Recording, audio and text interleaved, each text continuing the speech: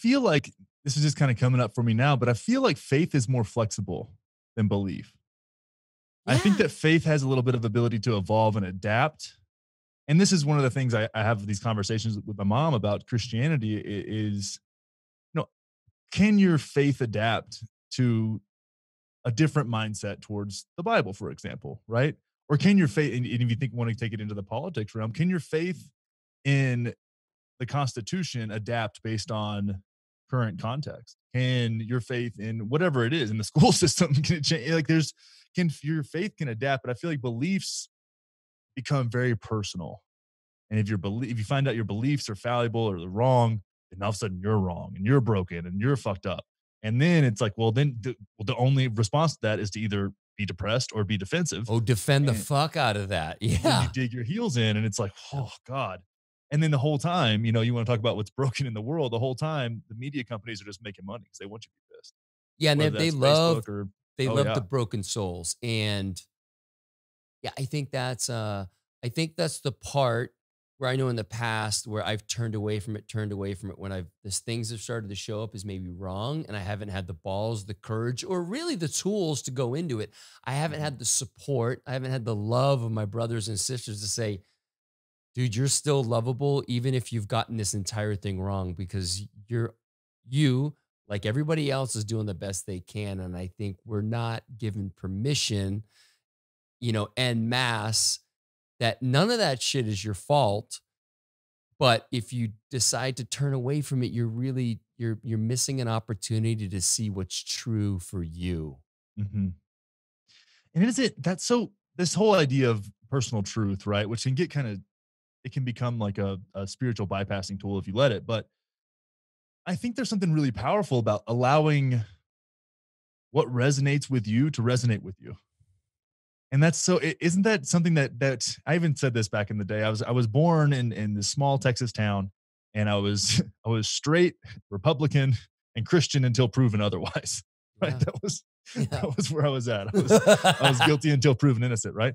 And I was like, man, what if what if they would have brought us into a room in I don't know, sixth, seventh grade, right? When you're starting to get your hormones and you're getting all weird. And they go, you had like a religious studies class, right? I mean, we might as well. We have all kinds of other silly stuff going on.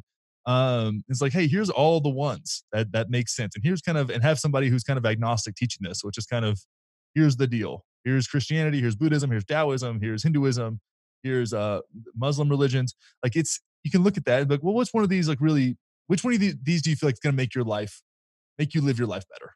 Like, which one of these are you going to learn the most from? Which are you going to feel most passionate about? Or none of them? And here's also atheism, and here's what it means to be agnostic, and just giving people a rundown. Same thing. If you're talking about sexuality, it's like here's the whole array of sexual orientations. I don't know. Try a few out. See which one makes sense for you. There's no shame in it. You want to fuck around with dudes for a little bit and see if you like that. Cool. If it doesn't work out for you, no shame in that game. Like go back to your life. Like figure it out. And just giving people like here's the wide open.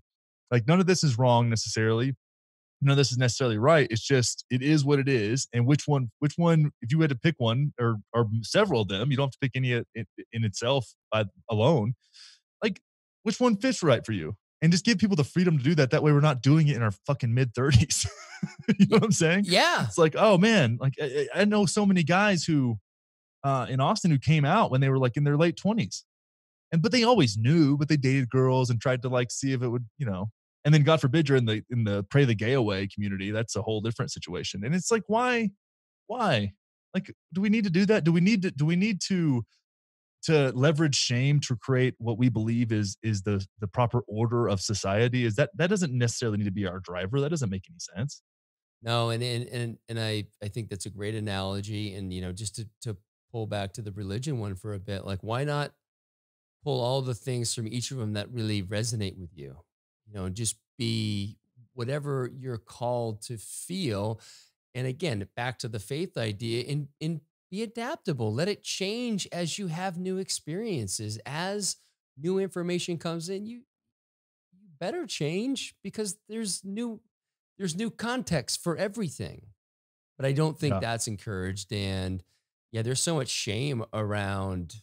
I mean, there's shame around religion, whether you're in or you're out, exclusive or not. But certainly around sexual orientation, like that is a lot of that stuff happens on the sneak tip because people don't want to be found out. And it's like that. Mhm. It's, we know that all that stuff that's repressed. Oh, it just, it's toxic.